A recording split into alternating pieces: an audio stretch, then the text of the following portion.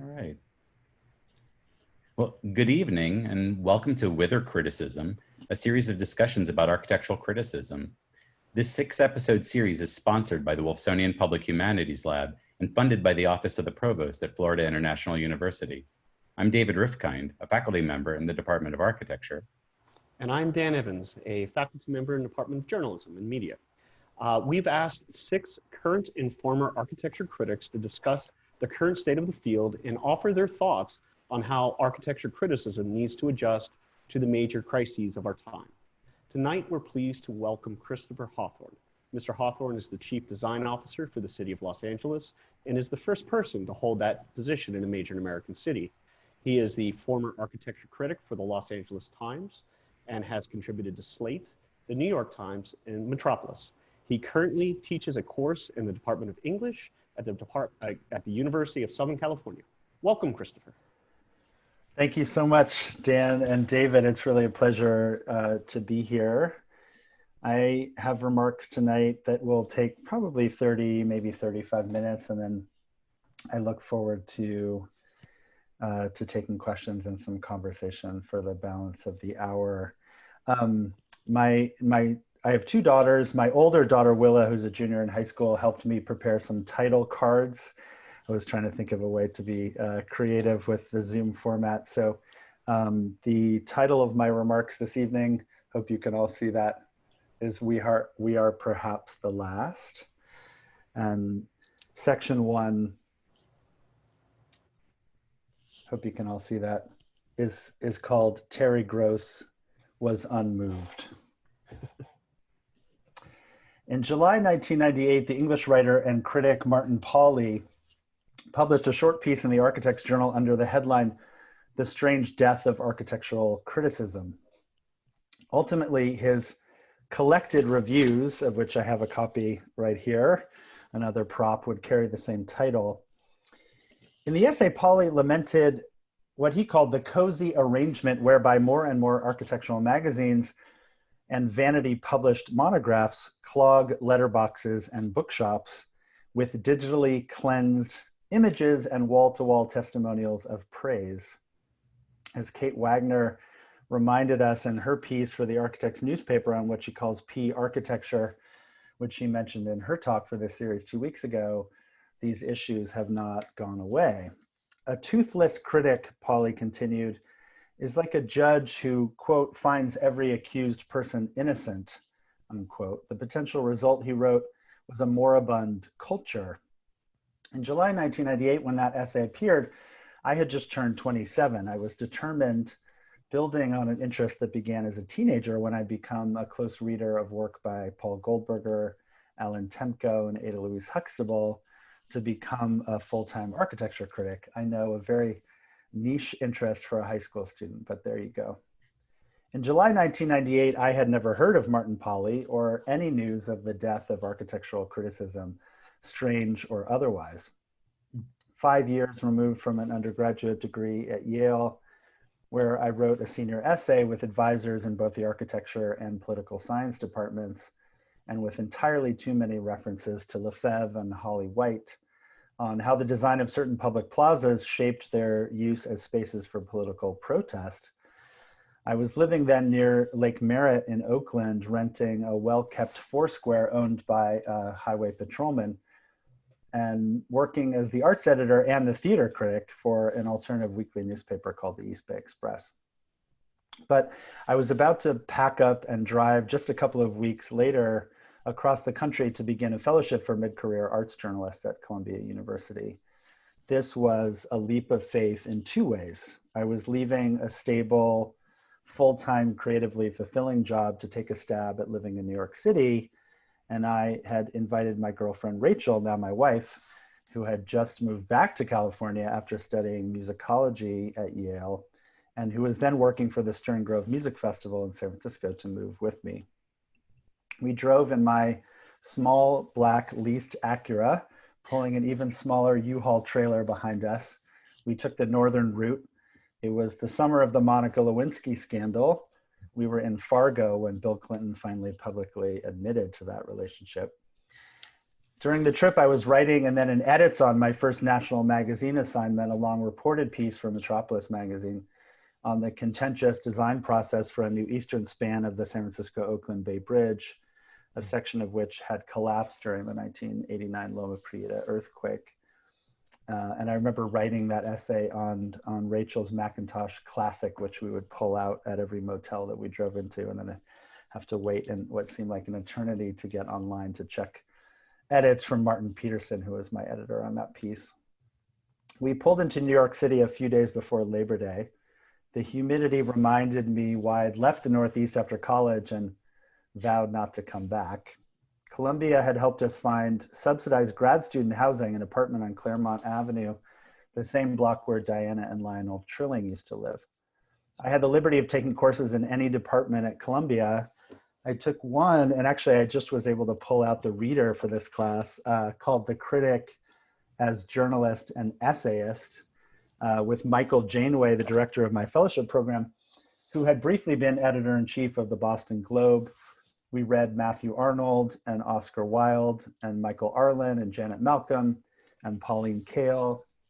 And famously, a piece that I still think about all the time, Renata Adler's incredible sort of hit job, and I say that with all praise, on Pauline Kael, and George Steiner and Wendy Steiner and James Agee and Henry Louis Gates on August Wilson. And I ended up stepping in to teach that seminar, in fact, the following year when Mike got sick. I met the dance critic Arlene Croce, who was a senior fellow in the same program, and wrote an essay on her infamous non-review in the New Yorker of Bill T. Jones's dance performance, Still Here, which she refused on principle to see, condemning it as a sign that, quote, victimhood is a kind of mass delusion that has taken hold of previously responsible sectors of our culture. My essay was not a good one, but I still remember Arlene's piece and all its gutsy and at the same time, I think, thoroughly misguided conviction. I took courses in architectural and urban history with Mary McLeod and Gwendolyn Wright, a theater history class with Rachel Steyer, and a screenwriting class with a grouchy former soap opera writer whose name has been lost to the recesses of my file boxes in the garage, which is right over there. Rachel got a job in the opera department at Juilliard. We shopped at Fairway. We saw several plays a month, and often, thanks to Juilliard, got free and very good tickets to the Metropolitan Opera. On a trip to Philadelphia, I met Terry Gross at a cocktail party and had a pleasant 10-minute conversation with her, though I still kick myself for not asking her why, in all her many years as perhaps our culture's finest interviewer, she has never had, to my knowledge, a single architect or architecture critic as a guest. The following spring, when the program ended, I decided not to return to the East Bay Express, but to stay with Rachel in New York, in part because I wanted to see if I could support myself writing only about architecture. And it turned out I could, though it sometimes felt like a high wire act. I got a contract with the New York Times and became a contributing editor at Metropolis and started writing for Slate, where 2 years later I'd become the first architecture critic in that very young publication's very short history. We moved from Claremont Avenue to Carroll Street in Brooklyn. One night a week, I played basketball in the basement of a synagogue in Park Slope. I sold the Talk of the Town piece to the New Yorker. I don't want to romanticize this period. On a day-to-day basis, professionally speaking, it was not enjoyable. It was not even close to enjoyable. To find your voice as a writer and then apply that voice to critical essays is tough work that continually throws you back against the hard edges of your own self-doubt. I got a lot of good editing from people including Jody Cantor, Michael Cannell, Ariel Kaminer, Megan O'Rourke, to name a few, that helped me. I got some poor editing that did not help me and in fact sent me into loops of anxiety. I wrote and rewrote and tried to tear my hair out and very slowly got better. If writing is hard and painful, and it is, writing criticism, especially if you want to do it well, is harder and more painful still. So why was I able to support myself and begin to make a career as an architecture critic beginning in the spring of 1999? I'd like to say it was my talent and determination, of course, but there were larger forces at play, forces that significantly buoyed my efforts. The early 1990s had been a fallow period for both architecture and architecture criticism. The economy was very bad. Postmodernism had chased itself into a corner, increasingly focused on a sort of scenographic form making. Architecture really did seem at a standstill. There was no clear path forward. Various paths backward had also proved dead ends. Throughout my time at the East Bay Express from 1994 to 1998, I had the chance to review only one new work of architecture, in large part because so little was being built. It was the Haas School of Business at UC Berkeley by the firm Moore, Rubel, Udell, the last project Charles Moore worked on in earnest before his death in December of 1993. In 1997, the year before I left Oakland for New York, everything had begun to change. Frank Gehry's Bilbao Guggenheim and Richard Meyer's Getty Center both opened toward the end of that year. Herbert Muschamp's review of the museum in Bilbao seemed to understand that the triumph of the building was a sign that architecture was soon to matter again in a broad cultural sense. Bilbao has lately become a pilgrimage town, he wrote. The word is out that miracles still occur and that a major one has happened here, unquote.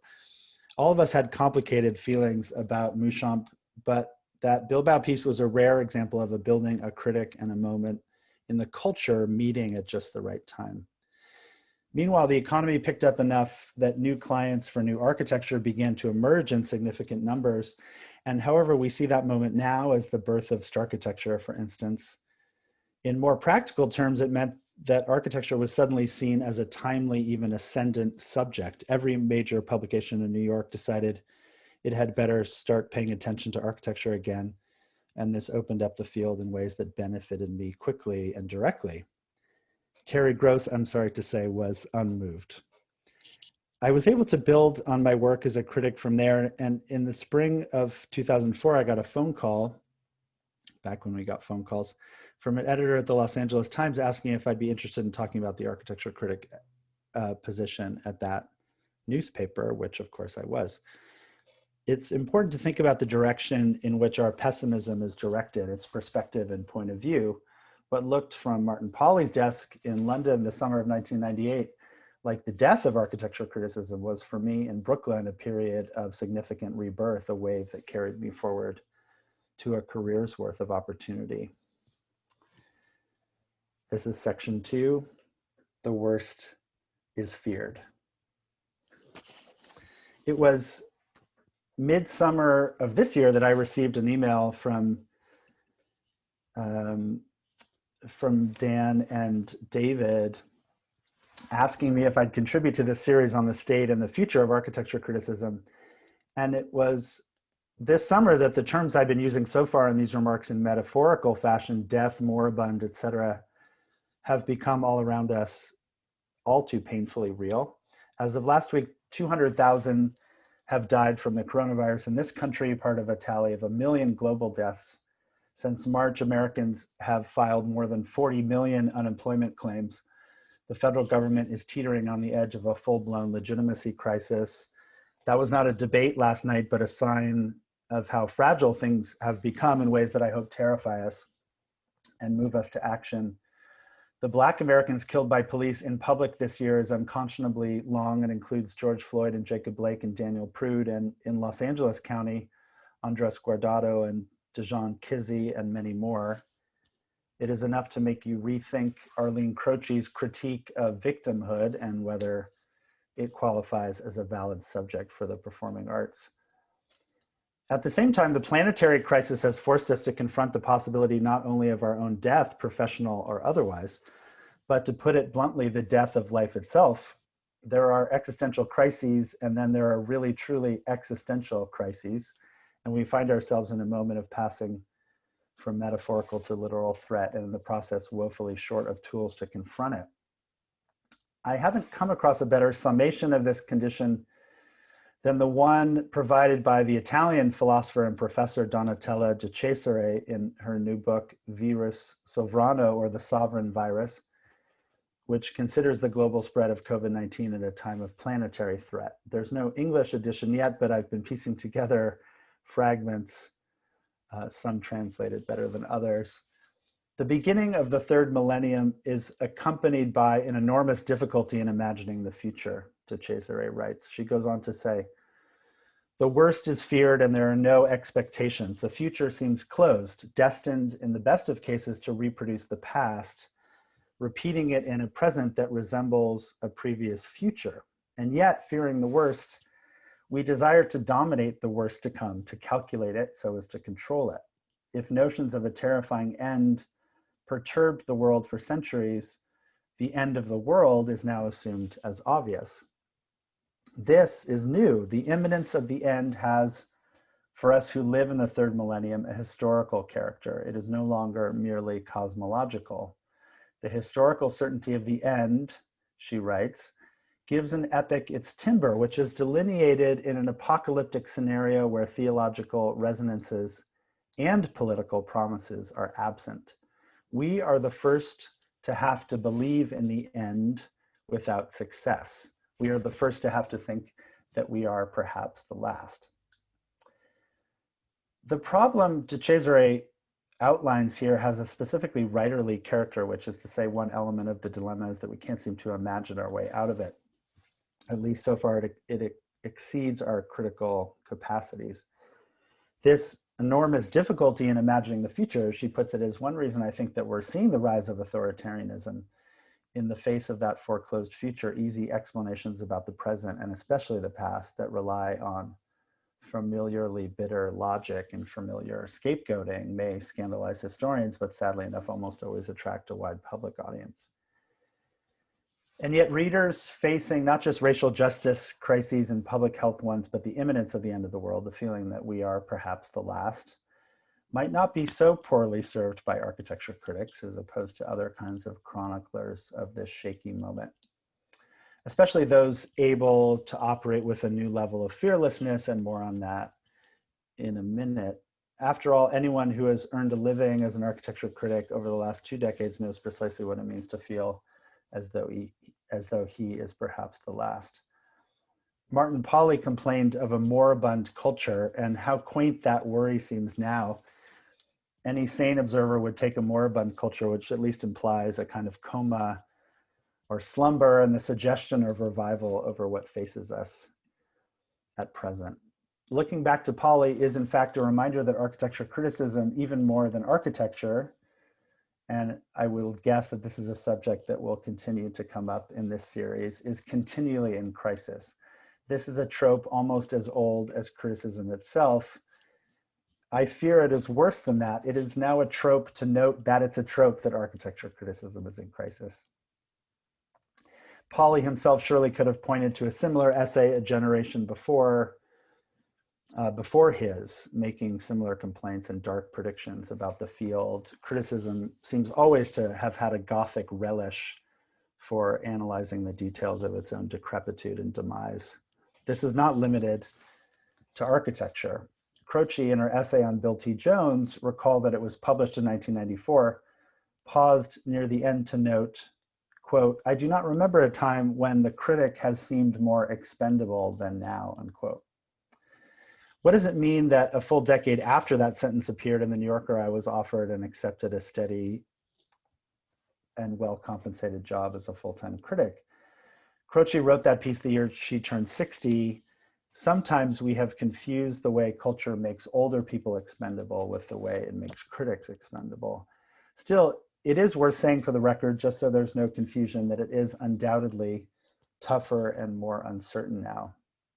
The fellowship program that drew me to New York and changed my career fortunes and was funded almost entirely by the Pew Charitable Trusts, which explains our cocktail party visit to Philadelphia, no longer exists. The kind of position I wound up getting at the Los Angeles Times is rarer every year, not just for architecture critics, but critics more broadly.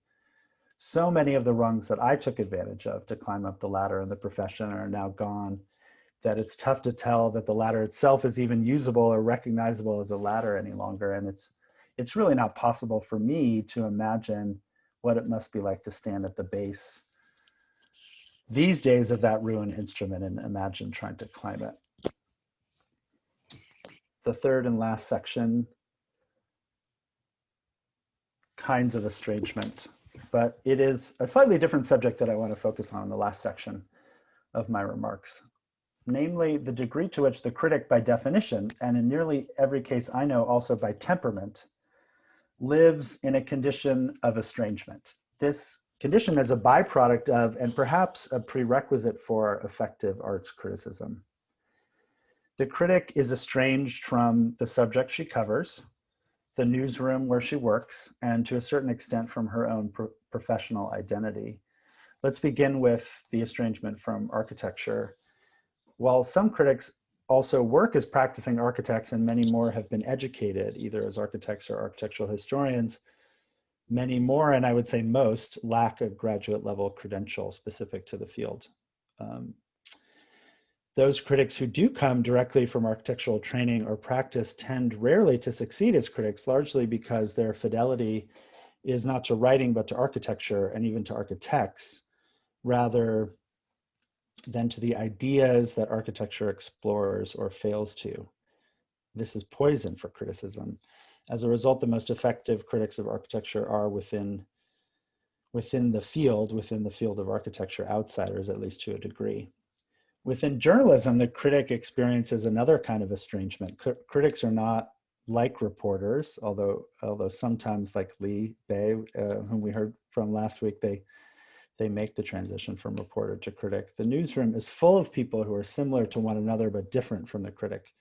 No one really knows what to make of us, not the masthead, not the copy desk, sometimes not even our own editors.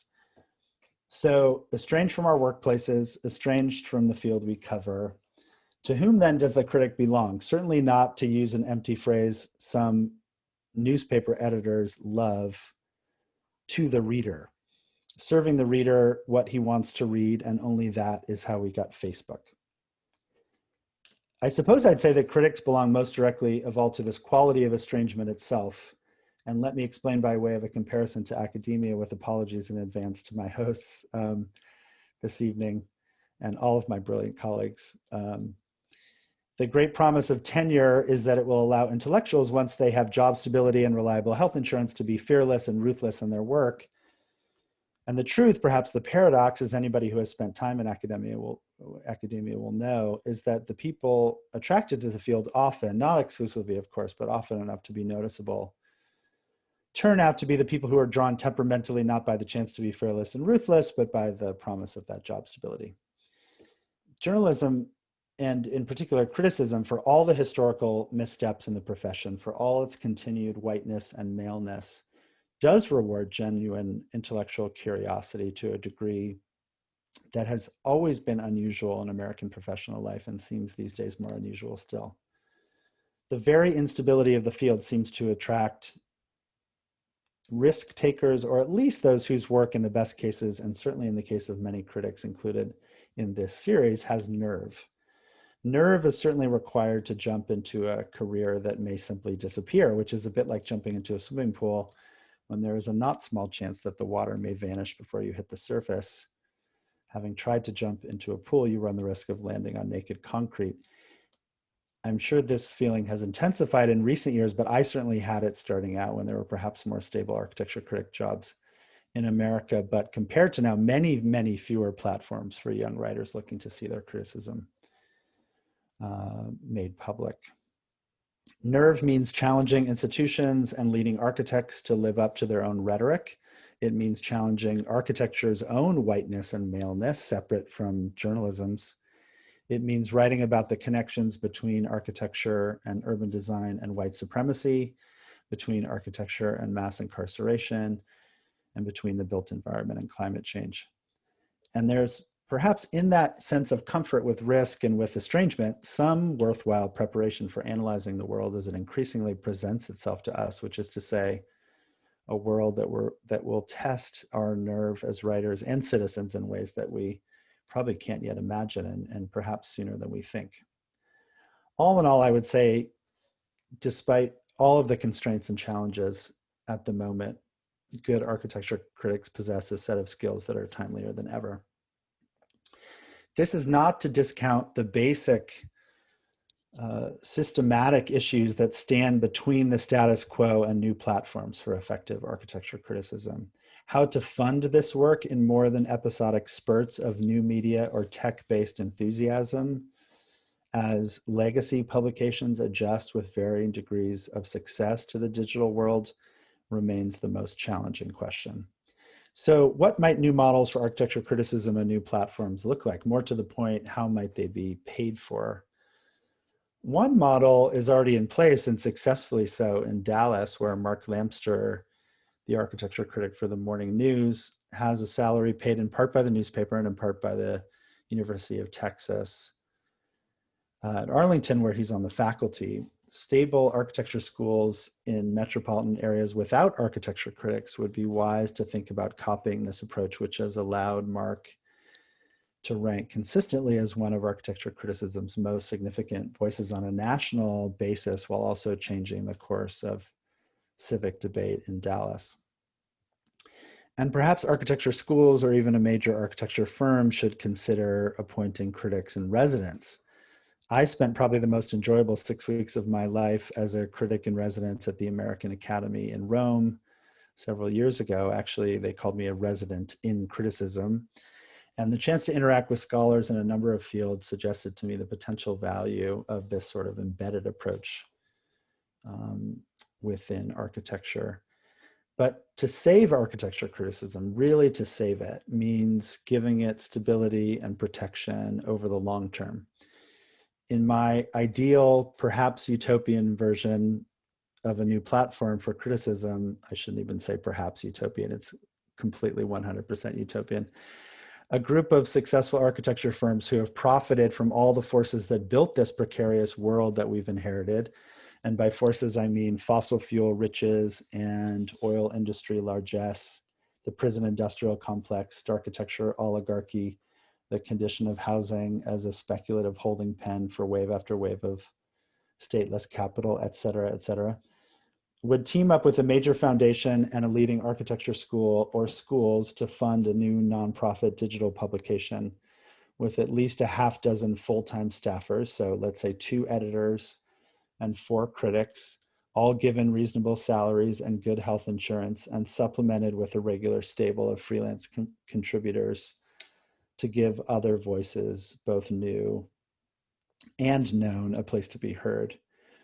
This publication would be dedicated to pugnacious architecture criticism. It would take advantage of new forms of communication and distribution, beginning with, but not limited to, social media, podcasts, and documentary film, and be given a sizable enough budget and enough autonomy to operate with real freedom and some guarantee, or at least expectation, of staying power.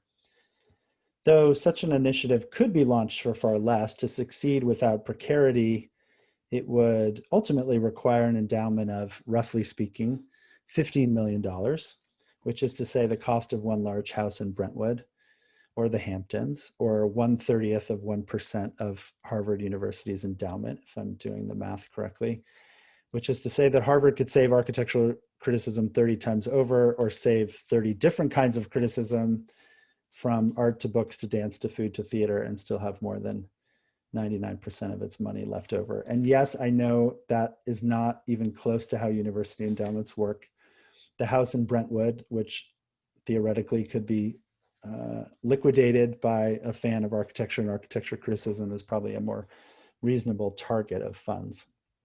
Let's budget, just for the sake of argument, just for the sake of something to debate for the rest of this series, $5 million from a consortium of architecture schools, $5 million pooled from leading architecture firms with the guts to support real criticism without any means of controlling the content, and $5 million from philanthropy. With homelessness rampant and renters facing instability, with the planet burning with an overdue reckoning, on race playing out inside every major institution in the country, including my current and former employers, does spending that kind of money on architecture criticism make sense? Isn't ours the definition of a bespoke specialty? Only, I think, in the narrowest definition of architecture criticism. The publication I have in mind, after all, would be dedicated to asking the question of how we build and how we occupy what's already built in a way that fully grapples with the racial justice, public health, and planetary crises that face contemporary society. It's hard to think of a university or foundation whose mission isn't directly aligned with that kind of approach. We need, in fact, to make the case that architecture criticism done well is one of the few kinds of intellectual work with the proven capacity to address crises of the kind that I just listed. Even fully funded in this utopian imagination, a new publication for architectural criticism of this sort would face some challenges, beginning with the question of audience. One of the great advantages of being a newspaper critic is that the institution essentially delivers an audience to you, or rather delivers you to an audience. Your work is packaged either in print or online into a collection of news that uses all kinds of mechanisms, some old and some still being invented, to put itself in front of readers. No matter how excellent its content, a publication devoted solely to architecture criticism will fail to find influence if it can't find readers beyond those who think of themselves as being interested in architecture, as opposed to quote unquote typical readers who take in a cross-section of a publication's content on a daily or weekly basis and who discover an interest in architecture thanks to a critic's talent in bringing it to life. Yet one of the key skills for the human race over the next generation will be deciding not what to build, which is the domain of architects, but where to build it, and at the same time, what and where not to build, categories where critics are uniquely qualified. I turn 50 next year. Is this too much to wish for as a birthday present? It is probably too much, at least while the economy remains in crisis. I'm putting it on my list in any case, if only to leave open the possibility that we might not turn out after all to be the last. So thanks so much for your attention. Thanks to Dan and David, FIU and the Wolfsonian, for the invitation to join the series, and I look forward to questions and conversation. Thanks. Well, thank you, Christopher. We wanted to remind our audience that they can submit questions with the Q&A feature on their Zoom screens. And I just want to say too that this idea of a publication, the way that you've laid it out, is really phenomenal. And I think we're going to come back to that a lot right now. But I wanted to first start by asking you a question about history, because you raised this question about a relationship between history and criticism, and whether it's within architecture or much larger. One of the things about your criticism is that it was rooted in an understanding of the rich history of Los Angeles, which is a city that to outsiders like myself often seems uninterested in its own history. And can you tell us more about the importance of history in a city like Los Angeles, a city that's constantly reinventing itself? Such an interesting question to start with. When I got the call from the LA Times about the opening in the architecture critic position in 2004, I left this out of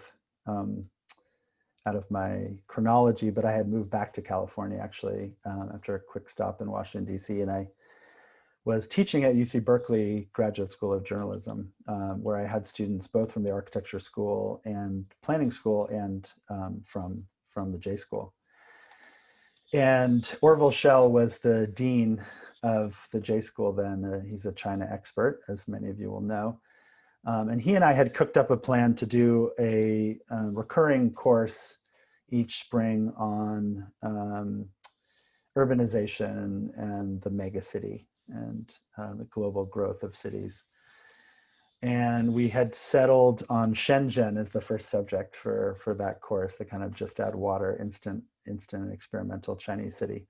And there was some money to take the students during spring break to China, and I was very excited about that course. And as I was getting into it, I heard from the LA Times, and the Times, when I took the job, gave me a year to go back and forth. So I was spending some time in the Bay Area before I fully moved to Los Angeles. And so I quickly realized I couldn't do a course on China. I couldn't travel to China because I had this new job in Los Angeles, but also that I had a lot of reading and catching up to do on the architectural and civic and urban history of Los Angeles. So I quickly pivoted and turned that course into a class on Los Angeles. With Orville's blessing. He was very generous in allowing me to do that. And that was a way for me to do a lot of the reading that I knew I needed to do in preparation for this new position. So that was the first time I read City of Quartz. I had read Rainer Banham for ecologies in college, but a lot of the kind of canonical books on Los Angeles. And there's a much richer literature of architectural and urban history about Los Angeles than most people outside of Southern California know. So I spent the semester sort of doing all that reading that I knew I needed to be doing anyway. And to your question, Los Angeles is an elusive place, particularly if you come to it with a kind of more traditional notion of how cities are organized or how they've developed. So if you come from New York or Chicago or even San Francisco, the Bay Area where I come from, it is not that kind of city. Now, if you've lived in Seoul, or if you've lived in Lima, or if you lived in Mexico City, it will be more legible to you. But coming from a kind of classical, traditional American understanding of urbanism, and that's certainly how I was educated, with barely a reference to Los Angeles in any of my architectural history classes. It's an elusive and slippery place, and so I was very careful when I started as the critic at the LA Times not to jump on too many soapboxes early on, and that I really did need to ground myself in the history of the city. So not just in that course that I taught at Berkeley, but also in all kinds of ways, I tried to really understand the history. And of course, the history is incredibly rich. Los Angeles, despite the miss, is not an unplanned city. It's just planned in ways that are different from the way some architects would prefer. It's absolutely planned. It's specifically planned to produce the kind of city that we got. It's also, of course, an incredibly rich city in terms of its residential history. And then it has, particularly in its in the late 19th and early 20th century period, it has a great history of rich civic design, urban design for the public right-of-way that I also was able to learn about. So Carey McWilliams, who wrote one of the books that I taught in that class, Southern California, An Island on the Land, which was published in 1946 and still one of the very best books on Los Angeles. He claimed that it took 7 years to really feel at home in Los Angeles because of that elusive quality. And everybody has a different number, but it's something that I think is consistent in Los Angeles, that everybody realizes that it takes a bit more time, again, particularly if you come from the East Coast. So to quickly answer your question about the kind of longer civic history, I mean, that was important in my work as a critic, absolutely, mostly just so I wouldn't embarrass myself. And it's very easy to embarrass yourself writing about Los Angeles. One of my favorite things about Los Angeles is the way that it sets traps for writers sort of who rely on the cliches and the tropes and the superficial readings of Los Angeles that one gets, only through Hollywood, for example. So it was very important to me in my critical work, and it's very important to the work that I'm doing now. One of the major initiatives I'm working on is something we're calling the Mayor's Office Civic Memory Working Group, which is a collection of now more than 50 architects, historians, designers, writers, scholars, designers of all types, and we have been meeting since last November, and we will produce a report by the end of this year. We're actually having our last final meeting this Saturday morning to recommend ways that the city, particularly in its public design work, can be more forthrightly engaged in its own history. I think particularly where that history has been whitewashed or buried or made invisible. And Los Angeles, as you say, given the way it has understood itself as a place of continual reinvention as a city of the future, has not tended particularly well to its past. But when it has also been very ruthless, particularly in sort of establishing an Anglo elite. In the early decades of the 20th century, it has been really ruthless in whitewashing its indigenous Spanish and Mexican past, to say nothing of its Black and Asian past and recent present. So to a certain extent, this work is connected to the national conversation about monuments and memorials that's been happening since last year. And of course is accelerated and seems more timely than ever, but we wanted to ground it specifically in Los Angeles's own peculiar relationship to history, which again has relied on, I would say, a more aggressive kind of boosterism and myth making than has been the case in many American cities. The way that Los Angeles sold itself, it was a commodity. That's one of the things that McWilliams argued in that, back in 1946.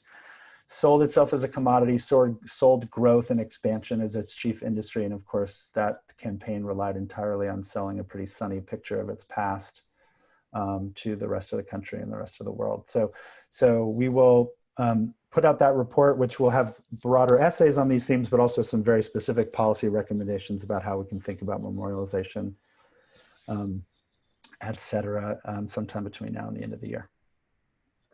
You know, Christopher, just to play off, and I love that. But it sparked something based on your remarks a little while ago about the importance of architecture criticism, as it is one of the few. And forgive me, please if I'm misquoting you. The idea that architecture criticism is one of the, if not the only, form of criticism that truly creates these lasting physical monuments of change. And I'm wondering if you could expand a little bit on that, or perhaps provide an example in Los Angeles or elsewhere where criticism really was able to create real positive change in the built space. Yeah, I think, there has been a longstanding tradition at the LA Times, for example, not just my predecessor, Nikolai Orosov, who went, of course, to the New York Times before I started in LA, but also a whole host of others and a whole bunch of others writing in other publications who have really, I think, helped Los Angeles pay attention to its struggles to advance a kind of coherent idea about its civic identity. So that, I don't know that architecture criticism per se, I mean, that's a big challenge for criticism in any field, to kind of help a city, rethink its relationship to its own civic identity. But I do think the challenges that Los Angeles has faced over the last couple of decades, and that I really tried to focus on, did have to do with this sort of collective notion of identity, which is to say, Los Angeles has been a terrific place for advancing individual ambition. It has really struggled, particularly since the post-war decades, in advancing a kind of collective notion of where it wanted to go and what it wanted to be. So I think in all of the criticism that has been happening in the last couple of decades, there's, Mimi Zeiger will be here next week from Los Angeles. On the radio, people like Francis Anderton, a whole bunch of other writers based in Los Angeles have helped kind of call attention to this question that as we think about new ways of moving around the city, as we think about the housing affordability crisis and housing policy more broadly, really what's crucial is this notion of a kind of collective, or learning how to share space and move together, live together in ways that were really challenged by the kind of ideal notion of the single family house on a hill, the kind of case study idea. But, as it refers to your first question, the civic history of Los Angeles does include actually some really terrific examples of that sort of collectivity that we have forgotten about, because the examples at mid-century were so glamorous and so powerful. So we had, although it was privately operated, we had in our streetcar network the most extensive mass transit system in the world around 1920. And we had really, really rich collection, some of which I'm trying to call attention to in my work, in multifamily housing at a sort of scale of modest density. So bungalow courts, garden apartments, work by architects like Irving Gill, early experiments in apartment living by Schindler and Neutra, other modernists, and then up through experiments in mid-century. So we do have in our own history, and this is one of the things I really tried to focus on as a critic, some examples of that collectivity that are so much at odds with the kind of stereotypes, right, of Los Angeles as being a place of single family houses connected by freeways. So we're going to start asking you questions that are coming from our audience. And I just wanted to remind our audience again that they can send us questions through the Q&A button. But the first question I want to ask you is from Lee Bay, who was on here last week and whom you know. And he's asking you to talk about the Frank Lloyd Wright documentary that you did, and what role television and visual media, in whatever form they take, could play when it comes to architecture criticism. Thank you, Lee, for that question. I will tell you a story first before I answer it. That you can find that documentary on YouTube. It's called That Far Corner, Frank Lloyd Wright in Los Angeles. And I mentioned the fact that it's on YouTube because in the comments on YouTube, my favorite comment by far says something like, I'm paraphrasing, turning from architecture to fashion, I want to know where to get my hands on Lee Bay's sweater. So the sweater that Lee is wearing in the documentary, which is really fantastic, got a special shout out in the comments and YouTube. So in the last year of my time at the LA Times, the paper was generous enough to give me a little leeway to make this hour-long documentary on Frank Lloyd Wright's houses in Los Angeles for KCT TV, which is the PBS affiliate in Southern California, one of two actually. And it was part of a series on arts and culture called Artbound. I see Lee saying it came from Brockton Coat Factory. It's super stylish though, Lee. It looks really good on camera.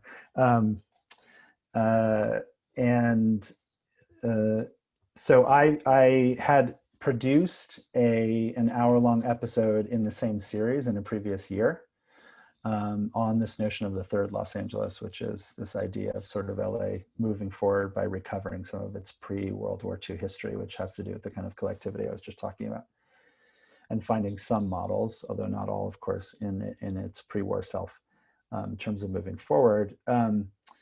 And so I had some experience working with KCT. You know, I had narrated that program, but not directed it, and had a really good time doing it. Found it really fulfilling and just a nice break from the grind of writing for newspaper deadlines, frankly. So I pitched them this idea of doing a documentary, an hour-long doc on the houses in Los Angeles, which some of your viewers may not be aware, but they're really it's an anomalous group of houses within Frank Lloyd Wright's body of work, and also anomalous in the architecture of the period in Los Angeles in those terms as well. So between around 1919 and 1924, Wright produced these 5 very unusual textile block houses, as he called them, cement block houses, which were heavily influenced by pre-Columbian Maya influences in particular. And so he came to Los Angeles and began meeting the clients that would give him those commissions not long after Mamie Borthwick Cheney, his mistress and the love of his life, was murdered at Taliesin in Wisconsin. And so I was interested in exploring the question of his state of mind after that really violent tragedy. He was in Chicago at the time, as many people know. He was not at Taliesin at the time of the murder, but was really, really deeply shaken for many years by that of Mamie's violent death. Her 2 children were also killed, as well as some of his studio staffers. So I was interested in exploring the connection between that violence and the work that he produced in Los Angeles, which again does stand apart so starkly from the rest of his architecture and does have a kind of mournful, and many critics have said a kind of even sepulchral, that's a tough word to pronounce, quality. And so I used that documentary as a way to explore those questions. And really, it was a fantastic project, and continues to find audiences. It was just in a film festival in Europe a couple of weeks ago. And to think about how to tell a story and make a critical argument through a documentary was really the basis of my pitch to KCT, because of course I had no experience as a director, but what I said is I have a lot of experience thinking about how to shape a kind of critical argument across this period of time. And so used a kind of first-person narration to explore this hypothesis about the relationship between the murders at Taliesin and the particular quality of the houses. So, you know, the thing I'm most proud of probably is that we made an architecture documentary without a single drone shot. And we made a decision early on to really emphasize the groundedness of these houses, the way in which they're made out of the hillsides that they sit atop, the recipe that Wright came up with to make these textile blocks, these cement blocks, actually included soil often from the site itself. So in order to sort of emphasize that groundedness, we didn't use any drone shots. We shot everything sort of from the earth up as a way to emphasize that. So I do, to answer Lee's question, I really do think there's a role in making a visual argument, particularly now, given that so many audiences find it easier to follow that kind of argument through video. I mean, Kate talked about TikTok. You know, I only have an experience with TikTok through my teenage daughter, but I think it would be fascinating to think about new vehicles, new platforms for criticism that take advantage of that kind of visual storytelling and the close connection between visual storytelling and a kind of critical sensibility. Great. Our next question comes from Kurt Peltzer, who's asking a question that's actually very similar to one that I wanted to ask, but I'll put it in his words. How does your position as Chief Design Officer for the City of Los Angeles extend and expand your voice as a critic? Or how does it limit or negate your autonomy as a critic? Really good question. This is something I thought about a lot before I decided to take the job, and of course couldn't really get a sense of what it would mean in those terms until I started in City Hall. I think that I'm helped by the fact that Eric Garcetti, the mayor who hired me, has a real interest in sophistication and deep knowledge of architecture and design. And he was interested in creating the position, not only asking me to think about policy and work with city departments in considering the architecture and design of the projects that they commission and build, but also to really think about platforms for advancing a set of conversations about Los Angeles. So he really, really underscored from the beginning that he wanted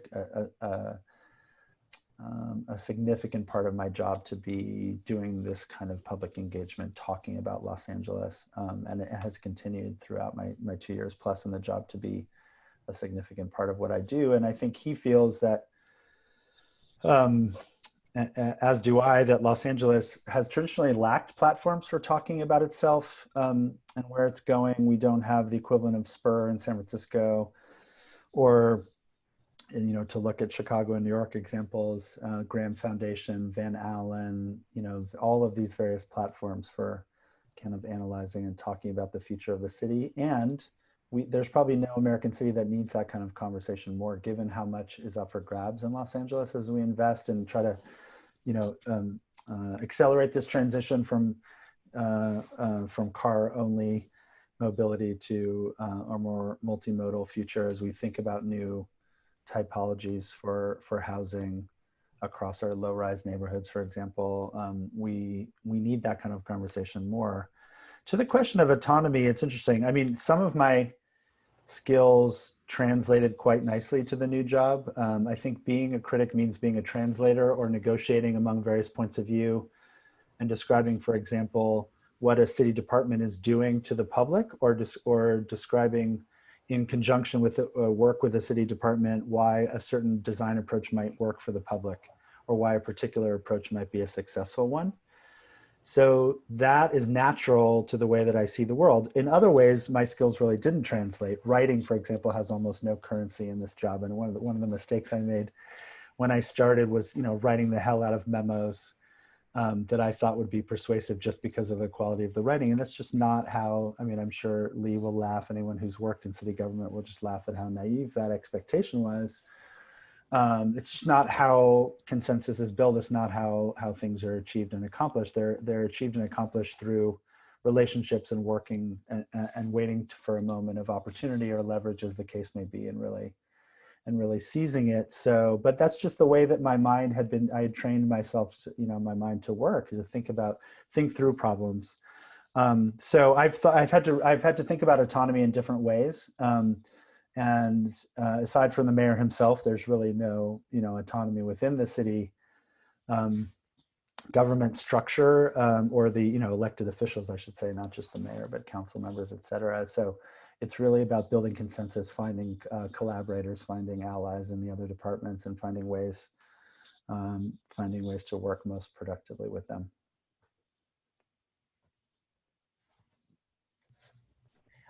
We have a question from two FIU alumni who run Moonlighter Fab Lab, and I'm not sure whether it's Tom or Daisy who's typing this out. But they ask a couple of questions, and I'll ask you the second one, which is that they say history is fraught with experts proclaiming various interpretations of the same thing. So how does this foster a healthy incubation of creativity and innovation in design? Really good question. And one of the a great sigh of relief I've had in working on the Civic Memory Project is when we got our first, we broke into subcommittees who are looking at specific, specific areas. So we have a subcommittee looking at labor. We have a subcommittee looking at the processes of producing more equitable design that grapples more honestly with history. There's a kind of executive committee, or what we call an introductory arguments committee. It's chaired by Sharon Johnston, the architect from Johnston Markley, and Bill Deverell, who's a historian at USC and has been instrumental in the civic memory work, and also runs the Huntington USC Institute on California in the West. Richard White, the historian emeritus at Stanford, Kelly Lytle Hernandez from UCLA, a lot of really, Eric Avila from UCLA, really terrific people on this one sort of executive committee laying out the introductory arguments. And I say I had a sigh of relief because their summary that that they put together really does, I think, strike the right tone of being very honest about these blind spots and pitfalls, and thinking about the limit, the ways in which this work can be really fraught. And I think on the one hand, arguing that this is absolutely the moment to seize an opportunity to grapple with the history of the city and relate it to public design work, but also realizing the ways in which that fraught quality is a real danger. And an example of that is really calling out the ways in which the city might do more thoughtful design work itself as it relates to history, times when it might find the right collaborators, find other times when it might amplify the work of others that's already happening, or other times when we just need to stand out of the way. And the other point that Richard White and others have made is that we really fall into a trap thinking of memorials as sort of commemorating a historical moment or figure. Often they're just reflecting contemporary values and biases. They're very presentist in that way, as much as we think of them as being connected to the past, right? And I think that kind of caveat is a really important one, and we hope to strike that kind of, I hope, humility in the tone of the report in terms of what we're doing, while also trying to seize the urgency of the moment. So I hope that begins to address the question. Very good. And actually, I had a question, kind of, and maybe you've already answered it, because you said that one of the things that surprised you was how little writing quality had currency in city government. But was there anything else that you found particularly surprising in your transitioning from as a journalist for the Los Angeles Times to working for the city in this current capacity? Because I was reading your final column in the Times, and you talked about all the challenges you faced, and as a caveat, you said, I have no idea the depth of how my naivete until I had a job. So I just thought that might be now that you've been there for 2 years, what have you found was the rock you had to push up the hill, I suppose, in a way? Oh, it's a very, very long list.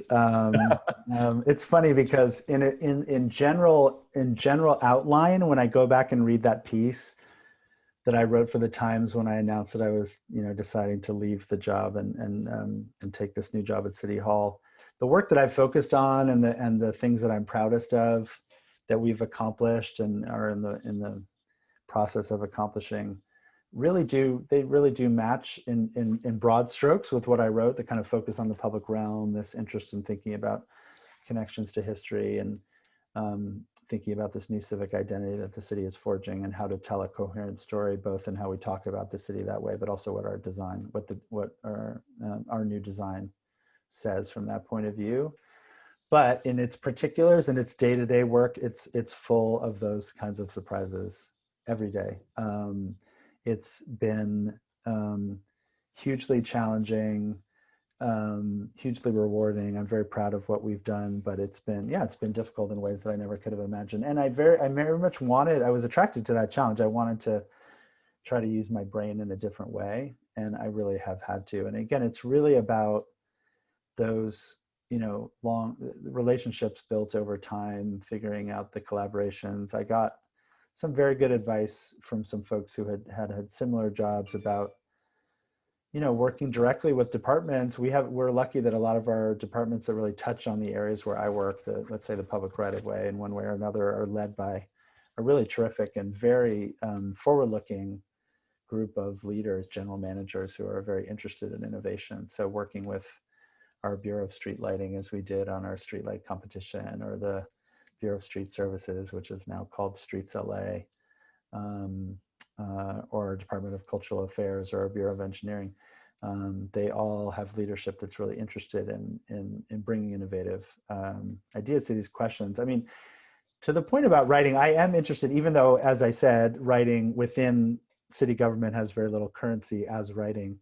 I'm interested in the question of writing, though, for my work. I'm interested in this report that we're putting out, the Civic Memory Working Group, for example, being very ambitious in its design and its editorial scope. I really want to think through how the city might be well written, if that makes sense. So the things that we add to the streetlight pole, whether that's poetry or some, we have a little plaque that we asked all the competitors to include as a programmatic element that could carry poetry, it could carry a reference, it could act as a sort of marker in the neighborhood to contain some neighborhood history or reference to a nearby landmark. I'm very interested in things like the documents we produce, the messages, the things, the wording we put out into the physical world. I'm interested in that being well considered as writing. So even though in terms of, the memos I send, those might have not had so much impact because of their writing quality, I am interested in the ways in which we can think about writing and the work that the city authors and puts out into the world. Christopher, can you tell us a little bit about the Third LA project that you're working on now?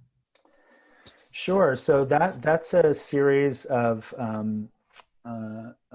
public events that I started at Occidental College about 5 years ago, where I taught in the Urban and Environmental Policy Department. Oxy has an unusual department where they don't have an architecture department or school per se. They have this urban environmental policy department that I found really terrific students who were interested in architectural history and urban policy, of course, but maybe hadn't had any particular background in urban planning or architectural history or criticism.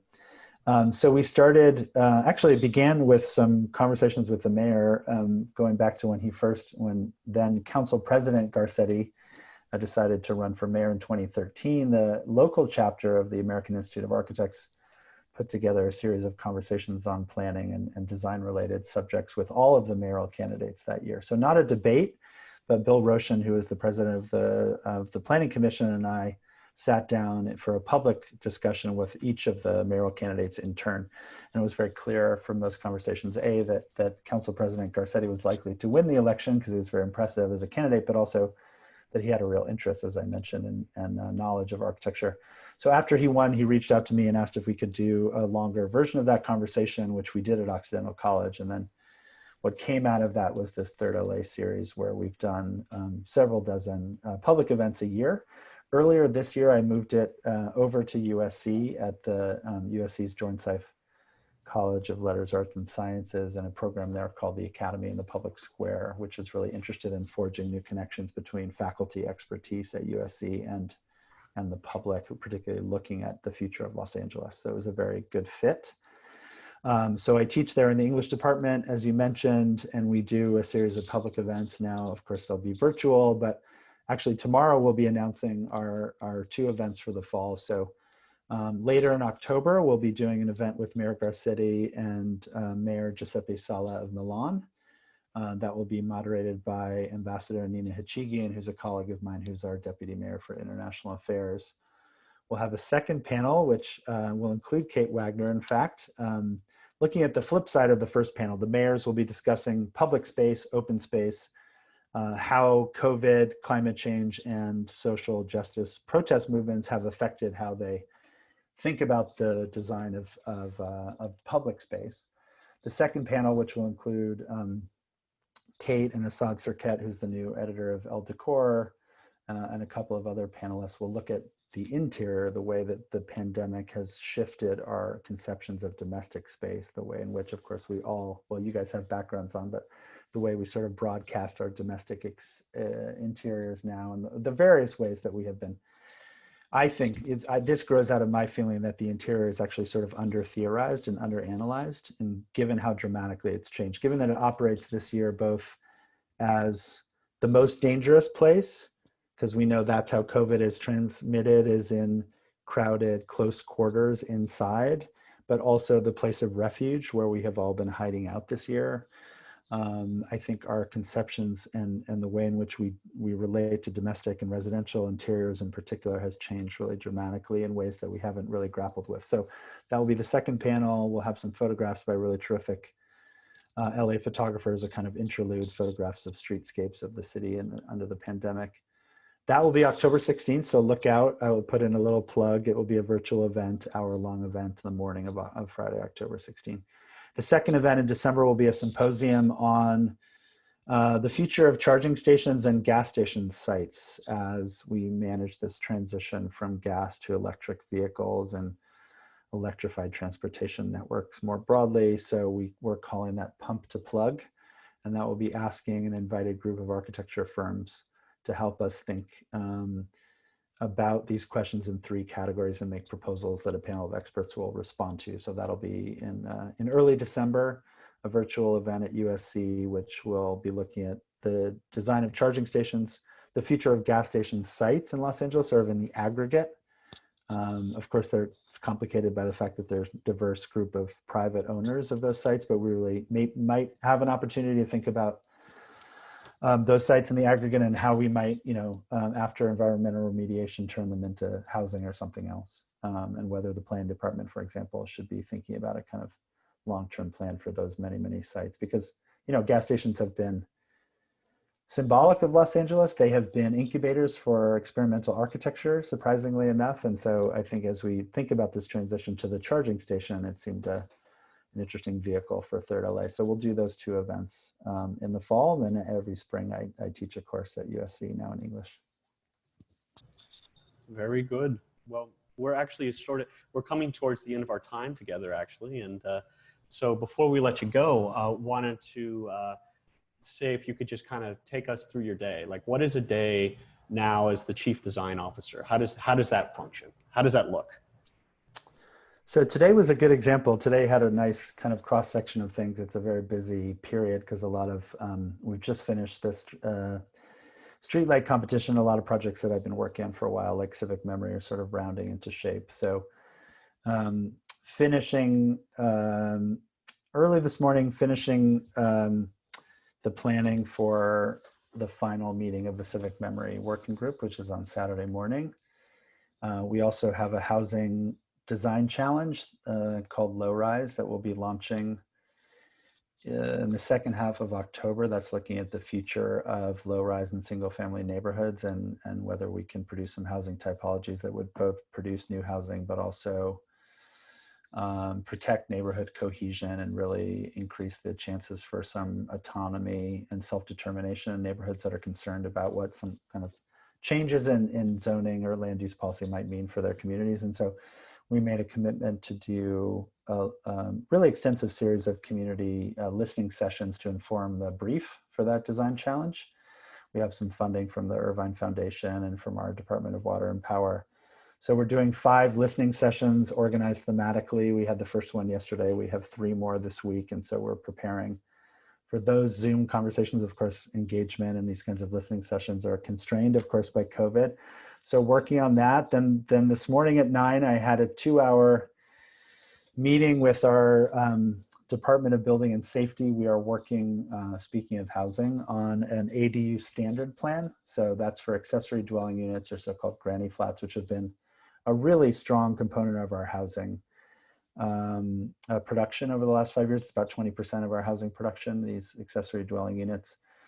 We are working on a standard plan, which is a kind of design pre-approval process for ADUs. A number of cities, Seattle, San Jose, a number of other cities are pursuing some version of a standard plan that would allow architects to have designs for ADUs pre-approved and available to homeowners on the DBS website with some guarantee that they would have a streamlined approval process because these designs will already have been approved. So spent some time this morning working on the details of the pilot for that program, which we hope to launch later this year or early next.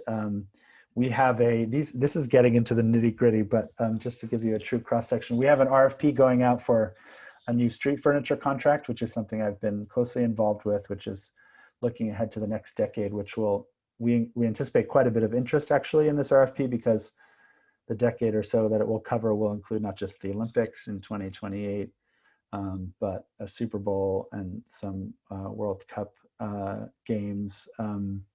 So an RFP essentially for new transit shelters all over the city is going out later this fall. And so we had a meeting to review progress on that RFP. And then I had another similar meeting thinking about ways that we might begin to try to coordinate the design of wayfinding signage for all the many transit agencies that crisscross LA County. There's a whole sort of maze of signage, and we're thinking about ways that we might streamline that. And actually, even as we add things like the new street light to the public right-of-way, we're also thinking about things that we could remove or streamline, and how to streamline or address some of the clutter in the public right-of-way. So the improving design there is about what we add, but it's also perhaps about what we can take away or streamline. So we had a conversation about that. So that combination of some initiatives that I've launched directly from my office and some that are about kind of working with departments on projects that are ongoing is typical of the kind of division of labor in my work. And then secondly, housing and design in the public right of way as two real areas of focus is also typical. So it's a busy time. And then I got to talk about architecture criticism at the end of the day. Well, and we're especially grateful for that last part of your day. We need to apologize to our audience members. We have questions that we won't have a chance to get to this evening, but I really wanted to thank you, Christopher Hawthorne, for being our guest. This has been really wonderful. And then we just wanted to invite our audience to join us next Wednesday when we welcome another Angelino, critic Mimi Zeiger, to Whither Criticism. And until then, good night. Good night. Thanks so much.